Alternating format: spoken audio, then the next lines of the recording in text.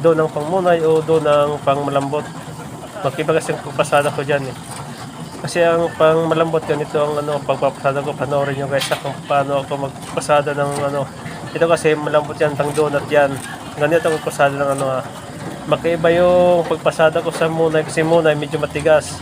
Hindi yung pwede ganito yung pagpapasada. Kasi ang pangmalambot, pinapapulupot ko yun para sa bilis siya kuminis. Kasi ang munay kapag matigas, hindi yung pwede papulupot sa roller kasi matigas.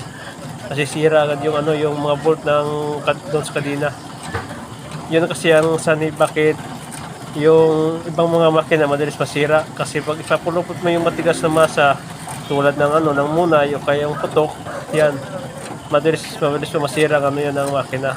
Pero pag mga dito mga malambot lang na masa, halimbawa mga ganyan mga pamalambot, mga assorted, malambot yan.